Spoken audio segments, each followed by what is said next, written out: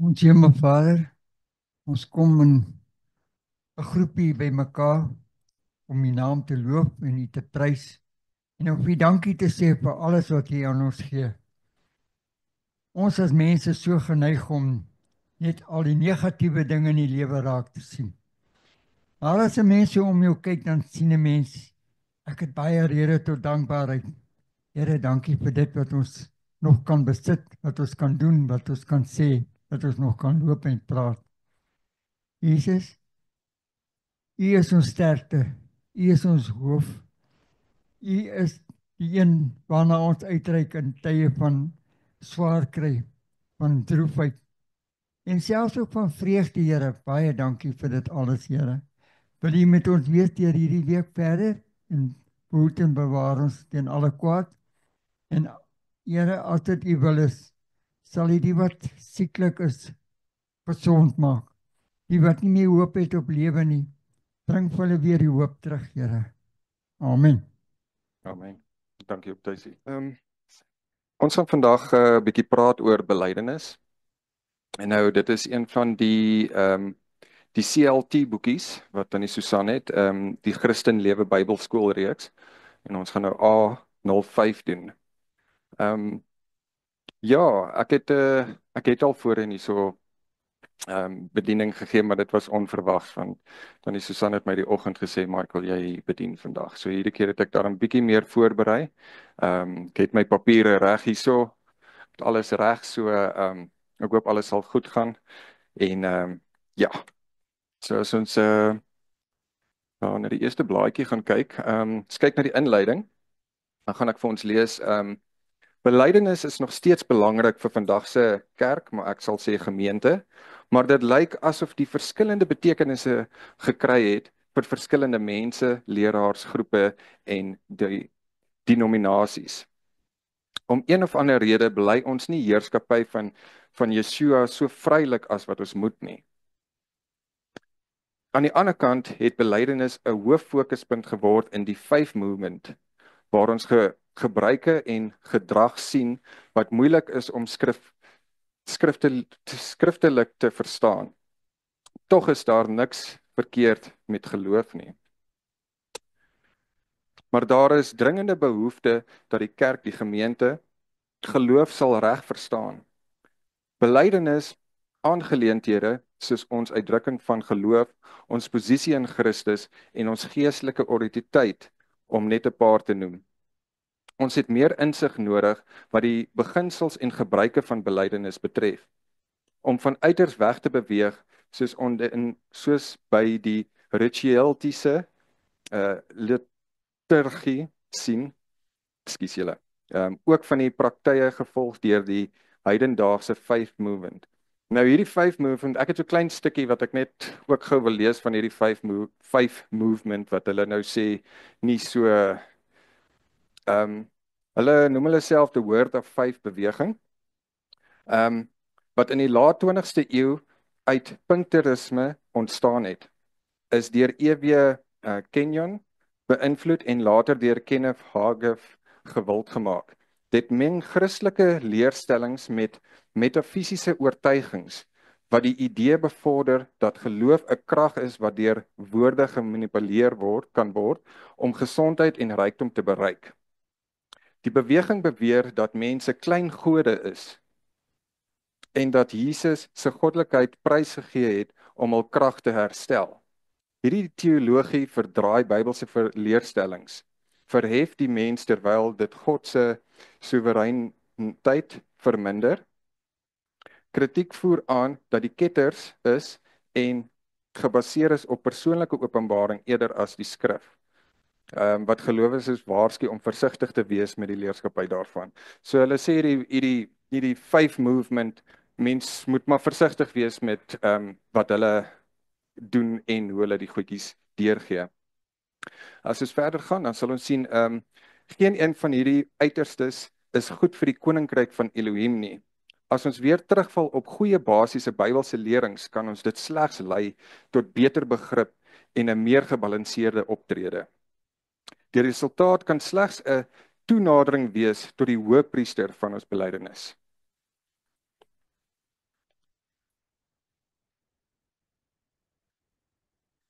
Die belydenisboekie is actually in 3 gedeeltes gedeel. Waar ons 3 lesings gaan doen, maar vandag gaan ons eintlik net nommer 1 doen. Wat sê praat met jou berg. Nou ek gaan nou 'n bietjie meer verduidelik wat dit actually beteken, want dit staan in die skrif wat beteken daai praat met jou berg. En dan op 'n latere stadium dan sal ek die stem van geloof doen. En dan die derde en die 5 belangrike belydenisse wat ook nog in die boekie is wat ek dan nou so weekliks met julle sal deurgaan en dat ons net 'n beter kennis van dit sal hê. Praat met jou berg. Ons gaan kyk nou na die beginsels en gebeure vir gesproke belydenisse, soos wat Elohim wil hê dit gedoen moet word. So ons gaan nou 'n bietjie meer praat oor belydenis en hoe mense dit doen en wat dit beteken en so ons gaan eers dan kyk ons hierso die betekenis van belydenis. En soos julle kan sien, dis nou weer een van daai snaakse woorde, maar dit is basies die tegniese woord vir belydenis. Dit is die homologio. En nou letterlik wat daai woord beteken is, dit is om dieselfde te sê as wat die woord sê. In Engels, as julle sien daar so aan die regterkant bo, sê hulle to speak the same thing, to assess, accord, agree with, to declare or admit. Nou daar's 'n paar skrifte wat hulle daar gee van the faith in Christ wat ons in Matteus gaan sien. The praise to God in Hebreëus, a devoted life to Christ in Hebreëus en ook die personal sin in 1 John, dink is 1 Johannes daai. So belydenis is dit beteken 'n openbare belydenis wat presies dieselfde sê as wat die woord sê. So hulle het dit nou vir ons net opgedeel in tweeetjies wat sê lofprysing en danksegging. So hierdie 2 begrippe wat deur die woord homologio uitgedruk word. So lofprysing en danksegging. So as ek dit nou so opgedeel het met lofprysing en danksegging, kyk ons eers na lofprysing. Lofprysing is om die grootheid van Jahweh en die grootheid van sy dade te proklameer. Dit is ook verklaring van Elohim se vermoë en gewilligheid op namens jou te werk. Dit wil sê ons geloof word geaktiveer. So wat het ons gedoen? Ons het vanoggend worship gedoen. So ons het ons geloof geaktiveer toe want ons het dit uitgespreek. Verstaan jy? Dis daai belydenis wat ons gedoen het deur sang. So ons het dit basies uitgespreek.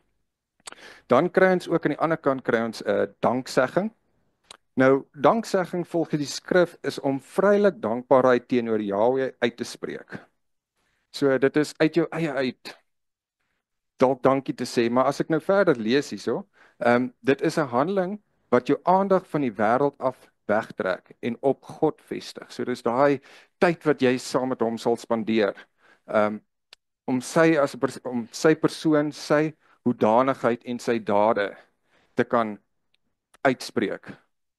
Maar hulle sê wel hierso, dit is nie net bloot om dankie te sê nie, maar 'n reaksie van dankbaarheid, 'n diepe waardering teenoor die Vader vir 'n goeie wat hy beloof het om te doen.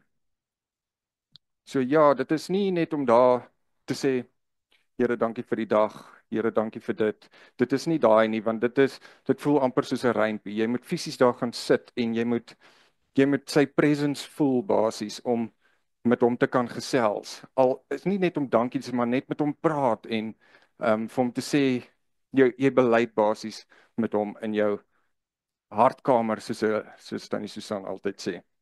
Belydenis is 'n hoorbare uitdrukking van bogenoemde en het die woord van Elohim as grondslag. Yes.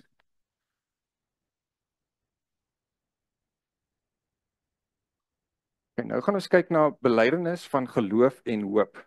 Nou waar staan dit in die skrifte? Ek het tweetjies gekry. In Hebreërs 4 vers 14. Laat ons die belydenis vashou. So dis in ons, laat ons fisies ons weet wat ons sê is met die Here. Dis waar ons hou dit vas. En in Hebreërs 10 vers 23 sê hy ook 'n voorbeeld is, laat ons die belydenis van die hoop onwankelbaar vashou, want hy wat dit beloof het, is getrou. Nou ek het so 'n bietjie ekstra wat ek wil sê op hierdie Hebreërs 10 vers 23, net om 'n bietjie meer in diepte te gaan met dit. As ons so die uiteensetting kyk van die vers, dan lees ons eerste, laat ons vashou aan die belydenis van ons hoop. Nou wat beteken dit?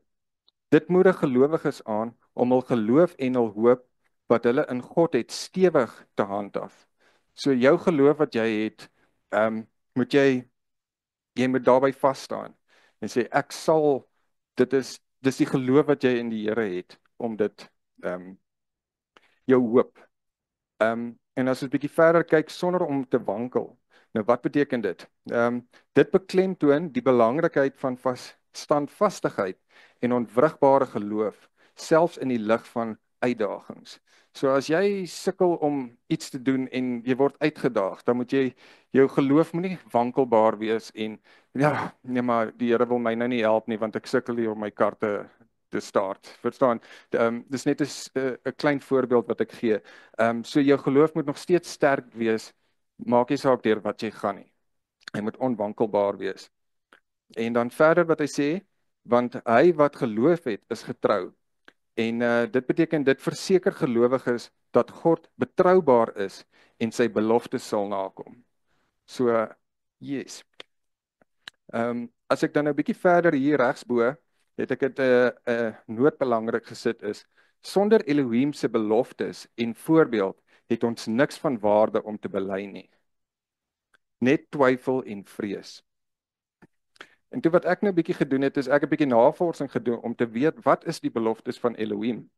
So ek het hulle ook actually uitgeprint wat ek vir julle nou gaan gee.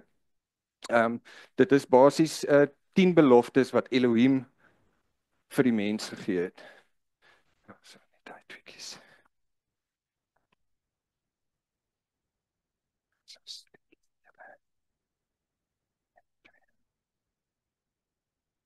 Ag, is reg, dankie Tannie. Ek sal vir haar koppies gee van alles, yes.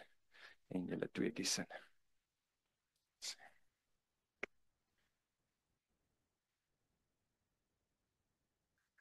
So as julle nou daai beloftes van God, 'n blaadjie wat ek nou hierso gee julle, om net so vinnig te begin, dalk het jy vandag nodig om herinner te word aan 'n paar van God se beloftes. Hier is 10 beloftes van God wat jy kan glo en jou eie kant kan maak. Onthou, God is nie 'n mens wat kan jok en van plan verander nie. Nee, wat hy sê sal hy doen.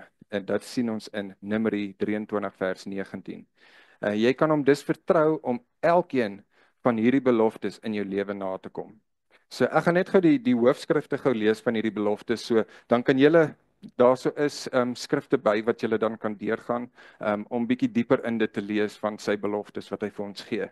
So hierdie eerste enetjie, God beloof dat jy hom sal vind. So hy het 'n belofte, laat maak nie saak deur wat jy gaan in die lewe nie, jy sal hom op die ou end sal jy hom vind. God beloof om altyd by jou te wees. So hy sal altyd in ons harte wees. Dit is sy belofte aan ons. So ek gaan weer deurgaan. God beloof om jou gebede te antwoord. So as jy vir hom vra, hy sal jou antwoord gee. God beloof om jou behoeftes te voorsien. Here help my, ek sukkel met hierdie en jou behoefte wat jy het, hy sal voorsien. Dalk nie dadelik nie, maar miskien oor 2 of 3 dae, dan skielik dan, wow, die Here is goed, hy voorsien vir ons behoeftes. Aan die enetjie ook is, God beloof om jou te versterk. Dan God beloof om jou te beskerm. Hy sal altyd daar wees vir ons. God beloof om jou rus te gee. God beloof om jou te vergewe en vry te maak van sonde. Dis mooi beloftes hierdie hoor. God beloof dat niks jou van hom kan skei nie. God beloof die ewige lewe. So daarso het julle 10 beloftes van Elohim wat julle dan in skrifte kan gaan deurgaan en dit kan deurgaan julle. Waar was ek? Hierso. Om verder te gaan hierso by die belydenis van geloof en hoop. Dit is om in die openbaar dinge wat ons glo te verklaar en te bely wat baie duidelik aan die wêreld ons vertroue in Elohim en in sy beloftes uitspel. So dit is die belydenis wat ons dan moet gee, is om Openbaring die dinge wat ons glo te verklaar. En ons moet wys ons vertroue wat ons in Elohim het. Deur sy beloftes sal ons dit altyd kry. So ons moet volhard, standvastig en onwankelbaar wees. So as ons so is, dan weet ons die Here is altyd by ons en hy sal ons deur alles help. So wat ek hierso te NB hierso geskryf hierdie onderste gedeelte is, dit dui daarop dat ons die versoeking moet weerstaan om ons greep te verslap en dan van koers af te dwaal. So as ons nie volhard, standvastig en onwankelbaar is nie, dan kan die duiwel vinnig kom en hy kan jou in sy greep en jou lei na die verkeerde pad.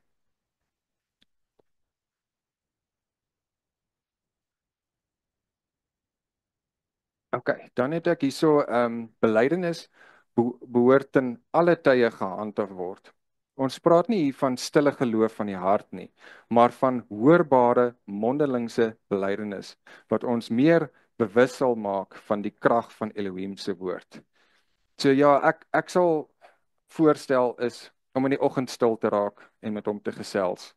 En dan ook in die aand stil te raak en met hom gesels voordat jy gaan slaap.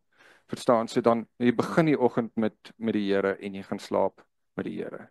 Verstaan? So en nie net in jou gedagtes praat nie. Jy moet dit fisies mondeling uitspreek.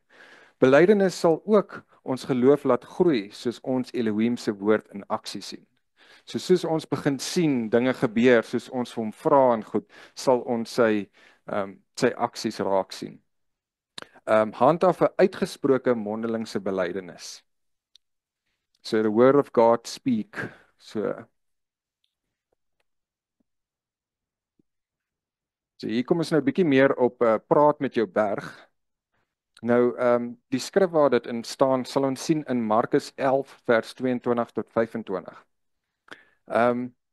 Yeshua antwoord en sê vir hulle: Julle moet geloof in Elohim hê, want voorwaar sê ek vir julle dat elkeen wat vir hierdie berg sê, hef op en werp jou in die see, en nie in sy hart twyfel nie, maar glo wat hy sê sal gebeur, hy sal verkry net wat hy sê. So dit is daai geloof van, jy moet so 'n sterk geloof hê om vir 'n berg te kan sê, hy staan op en gaan see toe. Verstaan? En as jy glo dit sal gebeur, dan sal dit gebeur. Dis die belydenis wat hy van dit sê is. En as ons kyk hier na vers 24, daarom sê ek vir julle, alles wat julle in gebed vra, glo dat julle dit sal ontvang en julle sal dit verkry. En wanneer julle staan en bid, vergeef as julle iets teen iemand het, sodat julle Vader wat in die hemel is, ook julle oortredinge mag vergewe. So dis ook iets wat mens met belydenis kan doen. Vergewe die mense wat jou seer gemaak het. So as jy die mense vergewe, dan sal die Here sien, Jesus, maar jy kan vergewe, so hy kan jou vergewe met jou goedjies. So ja, so vir belydenis bring vergifnis. As mens so dan daaraan dink. Ons oortredinge bring mee dat ons hart ons veroordeel en daarom het ons geen vrymoedigheid om tot Elohim te nader nie. So wat hulle 'n bietjie meer van dit sê is vergifnis bevry ons van veroordeling. As 'n mens dan nou mooi daaraan dink. 'n Hart wat veroordeel word deur sy oortredinge sal ons van ons geloof en vertroue beroof. Die krag van vergifnis laat egter toe dat onverstroke geloof en vertroue terugkom. En dit skep 'n vrymoedigheid om uitdrukking te gee aan die geloofsvertroue wat in die hart is. Nou waar gaan ons dit sien? Ons sien dit in Lukas vers 17 vers 5 tot 6. Lukas 17 vers 5 tot 6. Toe het die apostels aan Jahweh gesê, gee ons meer geloof. Toe sê Jahweh, as julle geloof gehad het soos 'n mosterdsaad, sou julle vir hierdie moerbeiboom sê, word ontwortel en in die see geplant, en hy sou julle gehoorsaam wees. So hoe klein moet mense geloof wees om so groot ding te actually te kan doen? Om vir 'n mosterdsaad te sê of vir 'n moerbeiboom te sê, ontwortel en gaan plant jouself in die see. Geloof is eenvoudig. Dit begryp die beloftes van Elohim se woord aan. Ons moet ons geloof net versterk. Ons moet in hom glo. Ons moet glo wat hy vir ons kan doen. Ons gaan nou hierso nog 'n paar voorbeelde sien wat hy in die belydenis vir ons kan gee. As ons na die volgende bladsy net kyk julle. Deur te verwys na die mosterdsaad wat 'n boom sou word, het Josia geïmpliseer dat geloof vrylik binne sy grense kan beweeg. Nou, hier gee hy vir ons 'n voorbeeld in Markus 4 vers 39.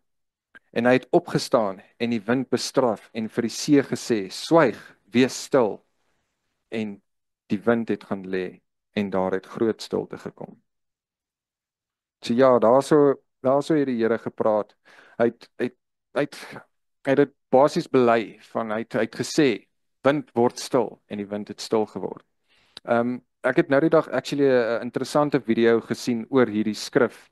Ek gaan gou kyk of ek net dit gou kan kry, as julle my net gou so 'n oombliekie kan gee. Ek het daarom alsie voor my. Maar dit is net bietjie meer op daai skrif. Vers 4.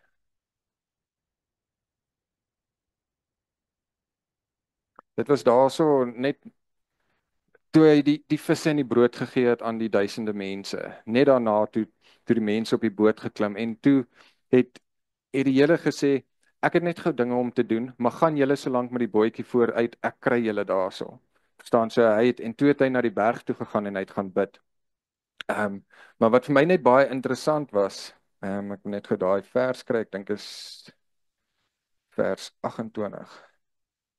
Nee, nog bietjie aan. Ekskuus julle.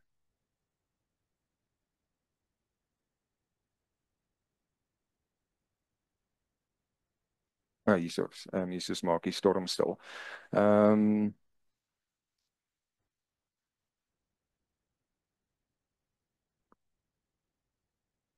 Dis julle.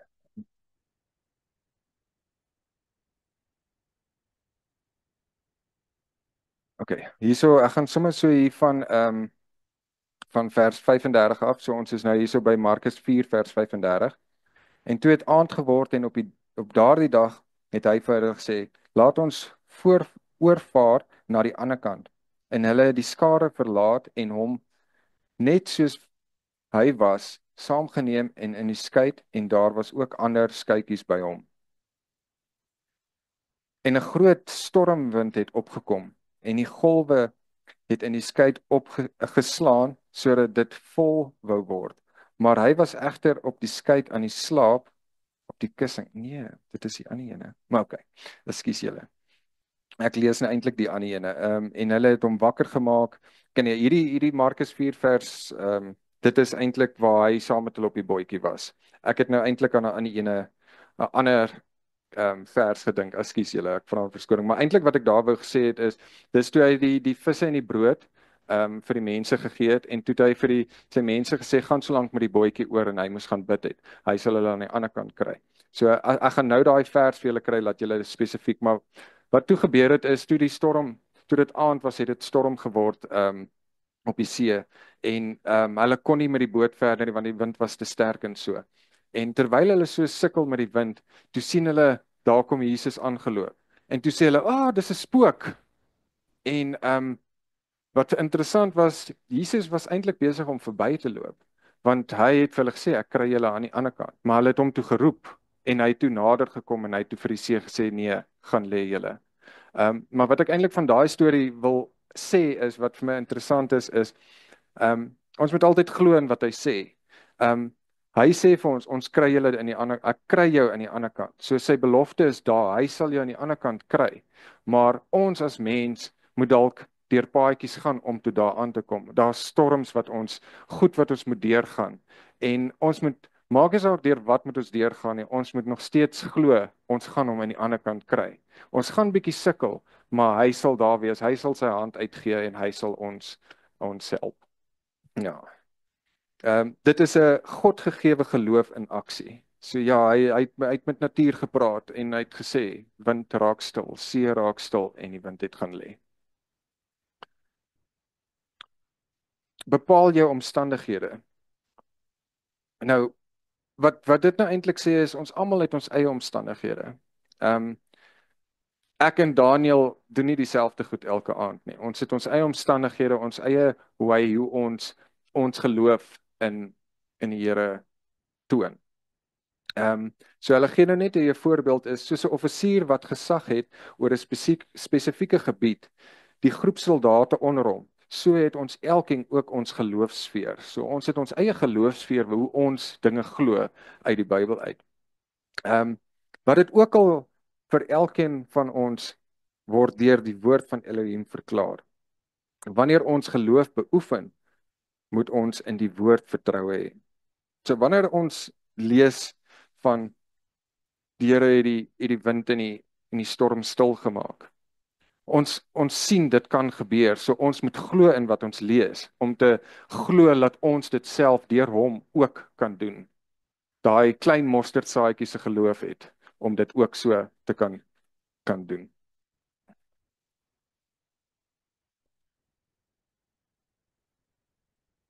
Okay, spreek die berg in jou lewe direk aan. So ons sien daarso in Markus 11 vers 23 wat ek nou ook gelees het. Ons gaan nou net so 'n bietjie in detail gaan. Want voorwaar sê ek vir julle dat elkeen wat vir hierdie berg sê, hef jou op en werp jou in die see en nie in sy hart twyfel nie, maar glo dat wat hy sê sal gebeur. Hy sal verkry net wat hy sê.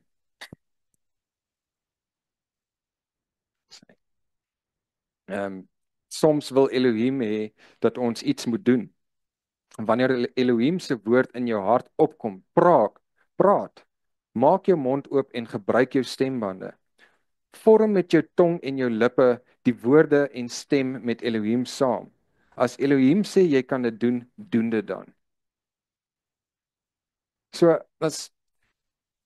is nou 'n voorbeeld wat ek gee van die storie van die Here wat verbygeloop het by die bootjie. Ek het dit gehoor, so ek vertel dit vir julle en julle kry weer iets daaruit want dis iets wat ek gelees het. So dis wat hulle eintlik bedoel met hierdie is as die Here vir jou 'n boodskap gee, sê dit vir iemand anderste. Verstaan? Ons kyk nou hier na die volgende blaadjie. Ons is Elohim se mondstuk. Elohim se woord in jou mond sal bewerkstellig word omdat ons op Elohim se krag kan staatmaak. So ja, Elohim praat eintlik maar deur ons ook as ons so daaraan dink. Geloof maak staat op Elohim se krag. Ons spreek nie ons eie wil uit nie, maar onderwerp onsself volkome aan die wil van Elohim wanneer ons die beloftes in sy woord uitspreek soos hy leiding gee. To get God's power, give him your trust. So om die krag van die Vader te kry, moet ons in hom glo. En julle dan gaan ons deur al na 'n koffiebreek toe. Ekskuus, ek hardloop bietjie vinnig hier deur, maar ek hoop julle kry die boodskap. Ek hoop julle verstaan. Daar's julle, so almal het 'n draadjie geloop. Almal is reg ietsie gehad om te drink. Soos ek sê, ek het vir ons middagete bestel, so hulle sal dit nou kom aflewer. So ek glo as ek klaar is, dan sal hulle ook hier wees. Dan kan ons ietsie lekker eet en so. So as ons nou verder sal aangaan met die belydenis, dan sien ons hulle sê hierso die verlangde resultate. Nou wat beteken dit? As ons weer hier gaan kyk in Markus 11 vers 24. Daarom sê ek vir julle, alles wat julle in gebed vra. So daai woorde, die dinge en vra. Dis twee baie belangrike woorde want dit verwys na 'n spesifieke ding wat begeer en gevra word. As jy hom so mooi in Engels lees is, if you believe, you will receive whatever you ask for in prayer. So as jy daarin glo en jy vra, dan weet jy sal dit kry. Sal dit definitief kry.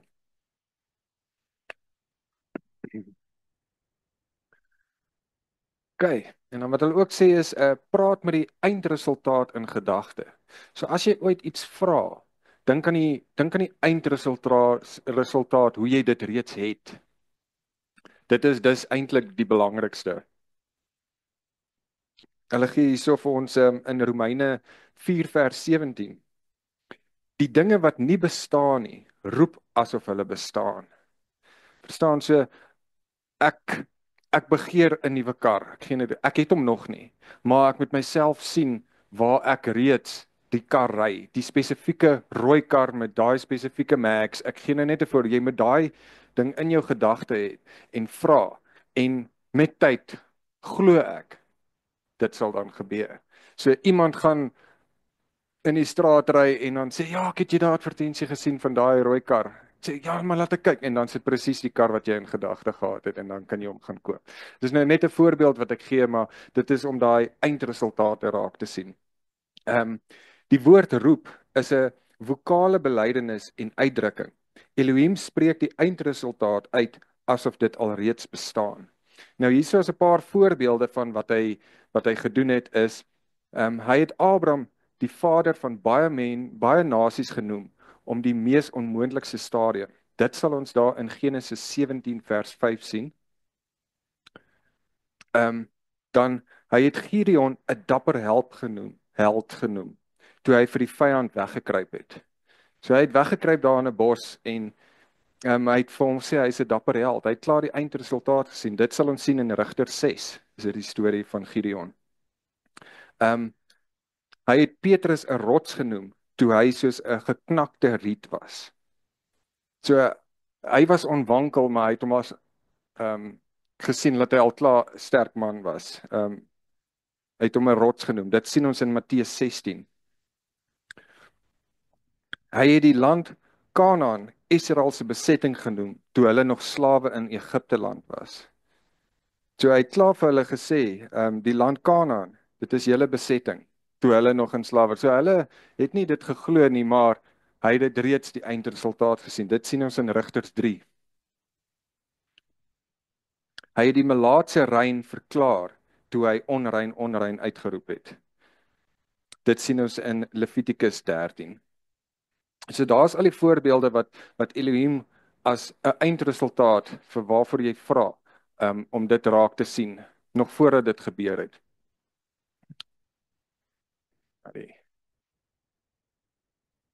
Okay, nou gaan ons kyk na woorde kan dinge verander. Ek het altyd daai ding wat ek sê is jou liggaam luister vir jou. Verstaan, as ek sê ek is die hele tyd siek, dan voel 'n mens die hele tyd siek want jy spreek dit uit. Verstaan, so woorde kan dinge verander. Totdat jy praat, sal die dinge in jou lewe deurmekaar en chaoties bly. Al is Elohim daarin en selfs al sweef die Heilige Gees daaroor. Verstaan, so as jy niks sê nie, dan gaan jou lewe chaoties wees. Al glo ek in die Here, al verstaan, as ek nie dit gaan uitspreek nie, al my dankbaarheid en daar goed, dan sal dit sal nie wees nie. Jy is gevange van jou woorde. Dis daai negatiewe denke wat ek nou ook 'n voorbeeld gegee het van ek voel die hele tyd siek.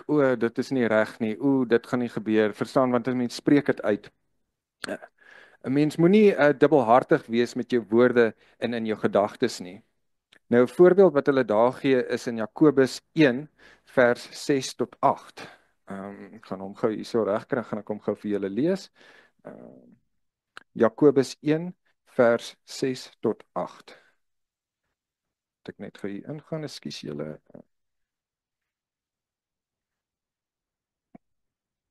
Ek sal hom sommer gou hierso Johannes 1 vers 6 tot 8. Jakobus, ekskuus, nou sê ek Johannes, Jakobus.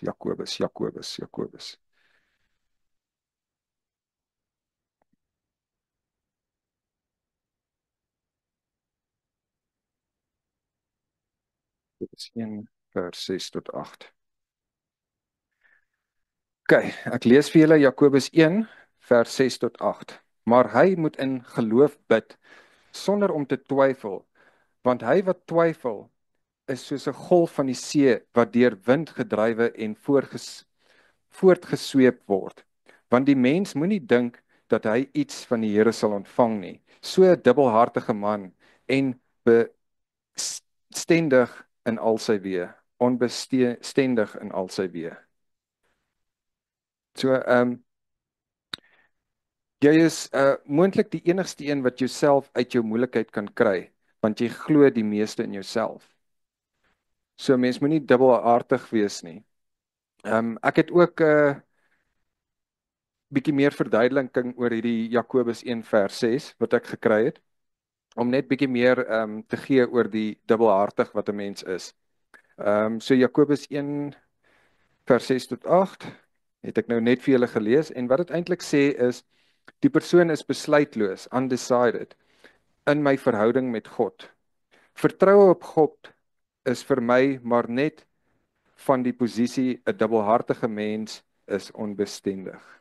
Daar is geen vaste oortuiging om op die Here alleen te vertrou nie. So 'n persoon is eintlik nog nooit sy mind oopgemaak nie.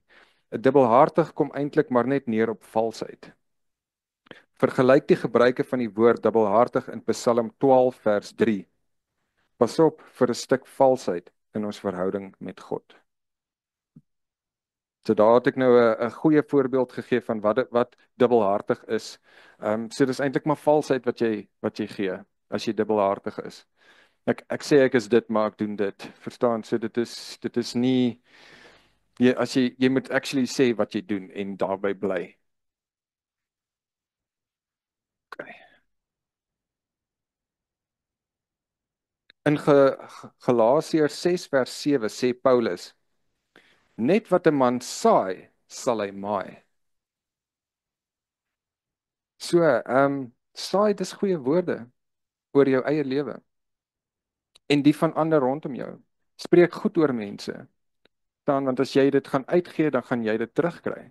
So as jy gaan, yes, Daniel, jy lyk mooi vandag met daai hemp van jou. Môre gaan iemand anders te weer vir my sê, yes, maar jy lyk goed met verstaan, so dit is wat jy uitgee, kry jy terug. So wat jy saai, sal jy maai. Yes. So as jy vervloekings gesaai het, grawe hulle uit met jou tong en vervang dit met seëninge van Elohim. So as jy vir mense in die verlede gesê het, nee, jy's dit en jy's dat, en vat dit terug. Ek sal liewer sê, gaan spreek dit weer en sê, "Haai, die wat ek gesê het, ek trek my woorde terug. Ek sal eerder goedheid oor jou sê." Verstaan?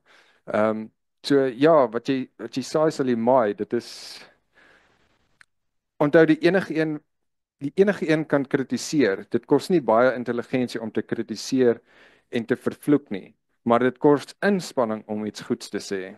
Verstaan? So mense kan baie kritiseer oor ander mense, maar dit vat baie van binnekant om goeie goed te sê. Die eindresultaat van Elohim se beloftes maak hierdie inspanning die moeite werd. So daar praat ek weer van Elohim se beloftes, daai wat ek vir julle gegee het. So die eindresultaat maak hierdie inspanning die moeite werd. Neem 'n besluit en dissiplineer en beoefen jouself daarin om deur jou woorde almal rondom jou op te bou, te versorg en lief te hê. Woorde kan 'n groot verandering bring.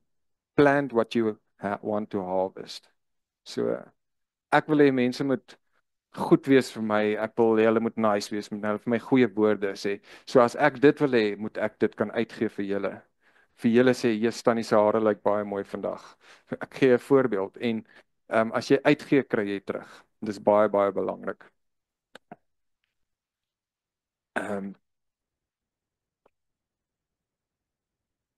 Moet so deurgaan. OK. Belydenis lei ons tot 'n punt van besit. So dis weer daai van as jy vra sal jy kry. Markus 11 vers 23. Dis eintlik een van die groot skrifte want ons sien hom die heeltyd, maar glo dat wat hy sê sal gebeur. Hy sal verkry net wat hy sê. Hy sal verkry net wat hy sê. Moenie enigiets sê waarvoor jy nie gefundeerde geloof kan hê nie. Wanneer jy die woord bely, dieselfde sê as die woord, dan kan jy seker wees dat dit sal verkry wat jy sê. Whatever you ask for in prayer, believe that you have received it and it will be yours. So ja, dit is daai jy bely iets wat jy wil hê om dit te besit. Maar jy moet nou nie gaan sê, "Jesus, ek soek 'n miljoen rand nie." Ons almal wil dit hê, maar ja, ek sien dit as jy dit dan die Here weet as jy dit vir die regte goed gaan gebruik, dan sal hy dit vir jou gee. Maar as jy dit vir die verkeerde goed gaan gebruik, gaan hy dit nie vir jou gee nie. So jy kan elke dag vra, nee, Jesus, ek soek 'n miljoen rand, maar hy weet klaar wat jy met daai gaan doen. So hy gaan dit vir jou kan gee of nie gee nie. Ja.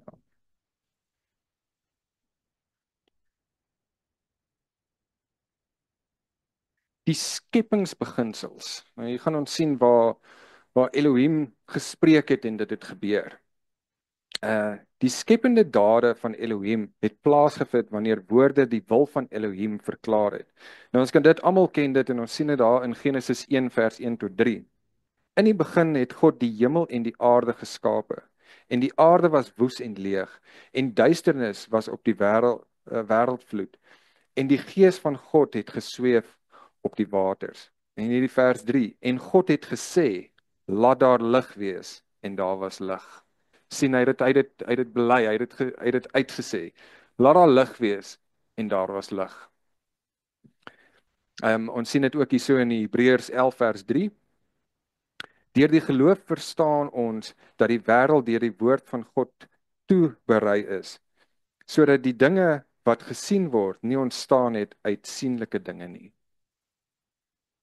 Die wêreld was gevorm en word nog steeds deur die woord van God onderhou. And God said, let there be light. So dis die grootste voorbeeld actually. Dit is wat hy gesê het gebeur. En daar was lig. Prys hom. Dan gaan ons aanvaar dit deur dit te bely. So kom ons kyk wat sê hulle vir ons hierso. Ons wys nie dat dit deel van ons erfenis is totdat ons dit bely het nie. Wanneer ons wedergebore word, bely ons dat Jesus die Here is. Wanneer ons genees is, bely ons dit. Wanneer ons geestelik bevry word, bely ons dit. Wanneer ons geregtigheid in Christus ontdek, sy liefde ensovoorts, bely ons dit. Begin daarom gerus om dit te bely. So alles wat met jou goed gebeur, bely dit en sê dankie daarvoor. Dankie vir hierdie dag. Dankie vir 'n dak oor my kop. Dankie vir kos in my yskas. Dis klein goedjies wat mens nie elke dag, omdat dit elke keer net daar is, maar ons besef nie dat jy dit het nie en ons moet dankbaar daar wees. En sê wat die woord sê. Ons het geen reg om iets te besit waarop die woord ons nie besit reg gee nie. Daarom behoort ons dus nie geloof vir sulke dinge te hê nie. Nou hierso het ek hom gesit as 1 Johannes 1 vers 8 tot 10. So ek wil hom ook gou vir julle lees. Okay, die hoofskrif van daai sê die belydenis van sonde en die vergifnis. So 1 Johannes 1 vers 8 tot 10. Vers 8. As ons sê dat ons geen sonde het nie, mislei ons onsself en die waarheid is nie in ons nie. As ons sonde bely, hy is getrou en regverdig om ons die sondes te vergewe en ons van alle ongeregtigheid te reinig. As ons sê dat ons nie gesondig het nie, dan maak ons hom tot 'n leienaar en is sy woord nie in ons nie. So ons moet sê, Here, ek vra om verskoning dat ek gesteel het toe ek 10 jaar oud was. Verstaan, so jy bely jou vergifnis. Verstaan jy jou sondes, jy bely jou sondes eintlik. So ja, dan sal hy jou vergewe. En dit is eintlik bely julle sondes eerlik teenoor mekaar en bid vir mekaar sodat julle gesond kan word. Verstaan? So ja, dit is ervaar dit deur dit te bely. Sien na die volgende bladsy. Sê as ons kyk hierso na ons vertroue in die woord van Elohim. Ek is wat die woord sê ek is. Dit spreek hier van ons geaardheid en karakter, wie ons is. Indien jy 'n gebrek in jou persoonlikheid bespeur, vind uit wat God sê jy in Christus Jesus is. Dan gee hulle hierso 'n voorbeeld in Petrus 2, 2 Petrus 1 vers 3 en 4. Immers, sy goddelike krag het ons alles geskenk wat tot die lewe en godsvrug dien, waardeur hy ons die grootste en kosbare beloftes geskenk het, sodat julle daardeur deelgenote kan word van die goddelike natuur, nadat julle die verdowendheid ontvlug het, wat deur begeerlikheid in die wêreld is. Nou, ek het hierso 'n bietjie ietsie ekstra oor daai Petrus 2 Petrus 1 vers 2 Petrus 1 vers 3 en 4. Hier is 'n meer gedetailleerde verduideliking. Nou vers 3, God se voorsiening. Petrus verklaar dat God deur sy goddelike krag aan gelowiges alles wat tot lewe en godsaligheid behoort gegee het. Dit beteken dat God gelowiges toegerus het met alles wat hulle nodig het om 'n lewe te kan lei wat hom behaag in 'n lyn is met sy karakter. Die kennis van God. Hierdie voorsiening kom deur die kennis van hom wat ons geroep het tot sy eie heerlikheid en voortreffelikheid. Dit beklemtoon die belangrikheid daarvan om God intiem te ken en sy karakter en doel te verstaan. Groot en kosbare beloftes, vers 4.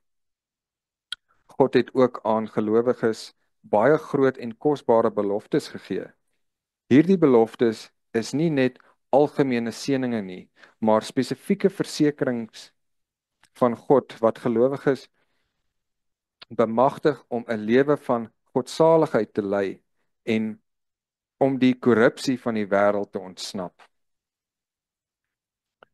Neem deel aan goddelike natuur, ook vers 4.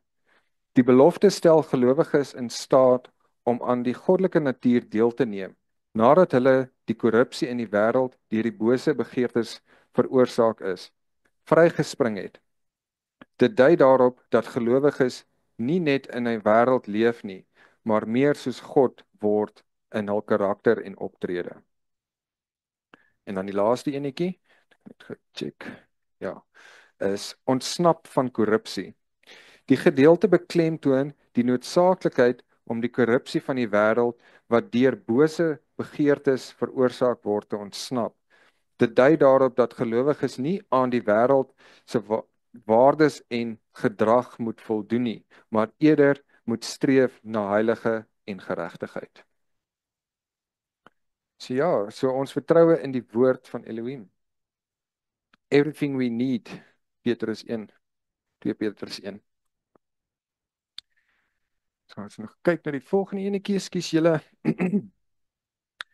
Ek het wat die woord sê ek kan hê. Dit spreek van die dinge wat aan ons behoort, ons erfenis.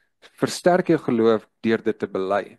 So wat is die voorbeelde wat hulle gee vir ons van ons erfenis wat ons gekry het? In Nehemia 8 vers 11, die blydskap in Jahweh, dit is julle beskutting. So die blydskap wat ons toon in Jahweh, dit is ons beskutting.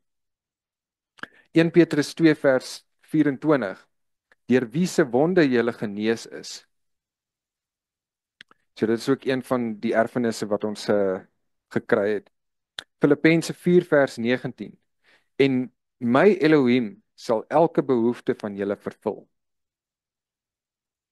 So ja, dit is wat vir ons gegee is. Die blydskap, die wonde wat genees, en Elohim sal elke behoefte van julle vervul. The joy of the Lord is your strength. By his wounds you have been healed. My God will meet all your needs. Ekskuus vir daai. Ek kan doen wat die woord sê ek kan doen. So hierdie praat ons van ons vermoë in Christus, Gryp dit aan en laat dit jou geloof in God versterk. Nou, waar sê hulle dit? Hulle sê dit in Filippense 4 vers 13. Ek is tot alles in staat deur Christus wat my krag gee. So ek kan enigiets doen want die Here gee vir my krag.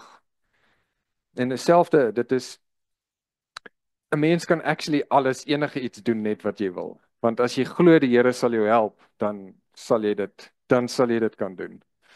This is amazing actually julle. Dan 'n ander ene wat hulle hier vir ons gee is Hebreërs 11 vers 33 en 34. Maar ek het hom hierso op die laptop. Ek gaan 'n bietjie vroeër begin. Ek gaan hom op vers 31 gaan ek hom vir julle lees. Ek wil net gou my laptop hierso net opsit want ek het hom klaar hierso reg. So, skus ek gooi hom nou so deur vir julle. Ek kom net hierso reg kry.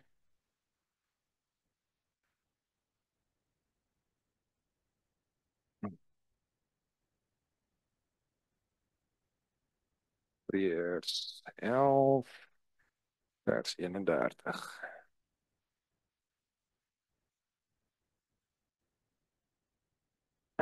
Vers 31, Hebreërs 11 vers 31. Deur die geloof het die mure, nee, okay, net daar. Deur die geloof het Regab die hoer nie saam met die ongehoorsame omgekom nie, omdat sy die spioene in vrede ontvang het. En wat sal ek nog meer sê, want die tyd sal my ontbreek as ek van Gideon, Barak en Simon en Jefta, Dawid en Samuel en die profete sou verhaal. Nou hier kom ons nou by die vers 33. Wat deur die geloof koninkryke oorweldig het, geregtigheid uitgeoefen, beloftes verkry, bekke van leeu's toegestop, die krag van vuur uitgeblus, die skerpte van die swaard ontvlug, krag uit swakheid ontvang het, dapper gewees het in die oorlog, leers van vreemdes op die vlug gedryf het. So wys jy nou net dit is wat ek kan doen. Dit is wat gedoen was. Want die woord sê hulle dit kon dit doen. Who fought 5 conquered kingdoms? Whose weakness was injured to strength and those became powerful in battle. 5. Ons geloof. Ons geloof kom daai. Ek is tot alles in staat deur Christus wat my krag gee. Filippense 4 vers 13. So daarso in Hebreërs 11 vers 33. Dis al die voorbeelde van mense wat goed gedoen het, wat geglo het hulle kan doen. Ons gaan na die volgende een toe. Okay, vind uit wat die Bybel sê en praat dikwels daaroor. So ja, gaan bestudeer die Bybel. Verstaan, gaan kry skrifte en as jy iets baie nice kry, stuur dit aan. Verkondig dit. So as ons hier gaan kyk, vind uit wat die Bybel sê en praat dikwels daaroor. Ontvang deur belydenis. Wat jy ontvang het en moet dan nooit weer van daardie waarheid afwyk nie. So dis 'n goeie voorbeeld as jy nou van die 10 gebooie moenie steel nie. So nou weet jy moenie steel nie. Moet dit dan nooit weer doen nie. So dit is actually baie belangrik. So wat jy ontvang het, moet dit dan nooit weer daarvan afwyk nie. So ja, dit is ek het altyd dit was my baie interessant toe ek net by Tannie Susan begin het. Want ek het vir 6 maande elke dag die Bybel voor my gehad. Ek moes al haar goedjies, al haar PowerPoints, al haar goedjies. Dis voordat ek begin het by Absolute Retail was ek net soos wat Tannie Diana nou doen. En op 'n punt het ek gekom en ek het begin besef, yes, dis wat ek verkeerd doen in die lewe. En omdat ek beter kennis het deur die Bybel gekry het, doen ek dit nie meer nie. En ek kan eerlik sê my lewe het baie verander. Want ek het die kennis gekry uit die woord uit en ek het dit toegepas en ek het van die verlede vergeet, want ek weet dit is verkeerd. En daar's 'n skrif ook, ek is nou nie presies seker nie, wat ook sê van dit word gesien as 'n sonde as jy weet dis verkeerd en jy doen dit nog steeds. Ja. Stel jou wil in op die wil van Elohim en bly doelgerig daarin volhard. 'n Dubbelhartige man sal niks bereik nie en sal rondgeslinger word deur elke toets en beproewing wat hy teekom. So dis daai valsheid, daai dubbelhartige man, dis die valsheid wat hy gee. Wanneer alles verkeerd gaan en dan wonder hy, "Jesus, hoekom gaan alles verkeerd met my?"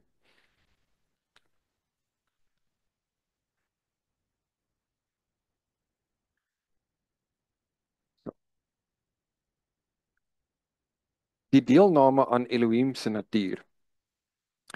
2 Petrus 1 vers 3 tot 10, julle kan dit gerus gaan deurlees. En in Hebreërs 4 vers 12 tot 16. So daai twee skrifte kan julle gaan deurlees. Deur die kennis van hom. Die woord kennis hier beteken intieme of ervaring. Dit dui op 'n intieme verhouding met Elohim en die ervaring van sy persoonlike teenwoordigheid.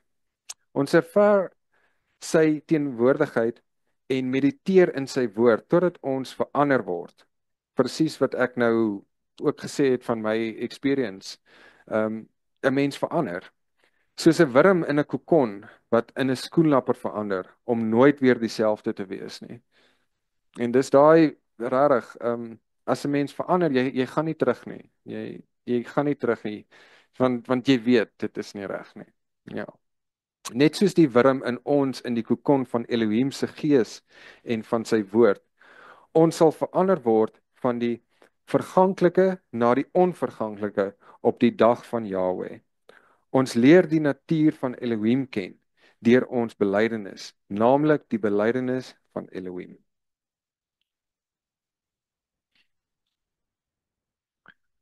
En dan gaan ons amper hier op die einde julle. Geloof sonder werke is dood. Nou wat Abraham hier gedoen het, sy geloof was baie groot. So ons sien dit in Jakobus 2 vers 17 en 18. En so is ook die geloof, as dit geen werke het nie, in sigself dood. Ek sal jou uit my werke met geloof toon. Nou Abraham het vir Isak geoffer. Jakobus gebruik hierdie illustrasie om aan te toon wat hy daarby bedoel. Abraham het God se woord gehoor toe hy aangesê het om Isak te offer. Voor dit het hy egter ook gehoor. So hy het dit gehoor, maar toe hy nou gehoor het wat Elohim vir hom gesê het wat hy moet doen, het hy actually gehoor. Ek het hierso ek nou net kyk of dit die volgende blaai is. Ja, is eintlik die volgende enetjie. Wat ek ook ietsie ekstra het wat ek wil bysê. Ons sien in Genesis 21 vers 12. Want deur Isak sal daar vir jou 'n nageslag genoem word. Nou dis eintlik een van die redes hoekom hy het geglo dat die Here vir hom deur Isak 'n nageslag sal gee. Hebreërs 11 vers 17 en 18. Deur die geloof het Abraham, toe hy op die proef gestel is, Isak geoffer. Ja, hy wat die beloftes ontvang het sy enige geborene geoffer, aan wie gesê is, in Isak sal jou nageslag genoem word, want hy het gereken dat God mag het om selfs uit die dode op te wek. So, dit was sy geloof was so sterk, dat hy sy seun geoffer het, want hy het geweet, Elohim sal sy kind, so sy geloof was, dis hoe sterk sy geloof was. Wat ek nou bietjie meer oor Hebreërs 11 vers 17 en 18 hierso het, is vers 17. Deur die geloof het Abraham, toe hy op die proef gestel is, Isak geoffer, en hy wat die beloftes ontvang het, was besig om sy enigste seun te offer. Hierdie vers beklemtoon Abraham se onwrigbare geloof, selfs wanneer hy gekonfronteer word met die onsignlik onmoontlikste eis van Elohim. En dan vers 18, van wie gesê is, deur Isak sal jou nageslag genoem word. Hierdie vers beklemtoon die belofte wat God aan Abraham gemaak het, dat sy nageslag deur Isak getel sou word, wat Abraham geken het en steeds God se opdrag gehoorsaam het.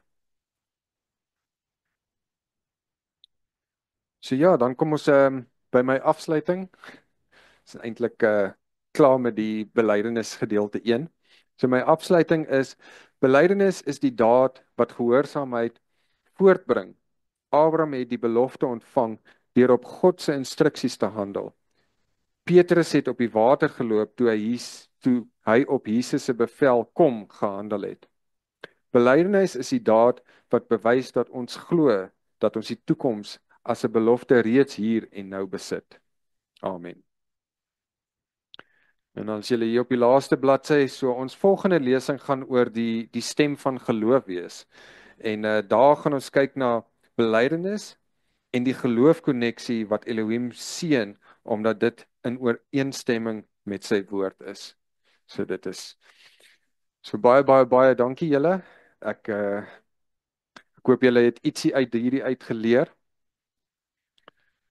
Net 'n beter verduideliking oor belydenis. En ja, soos ek sê, wat ek eintlik uit dit uitgeleer het is vra en daar sal vir jou gegee word as jy daarin glo. Sien die eindresultaat van hoe jy dit reeds het. En ja, sê dankie vir die Here vir wat jy het. Moet dit nie net in jou gedagte dink nie. Spreek dit uit. Praat dit. Gebruik jou tong. En ja, dan sê ek vir julle baie dankie.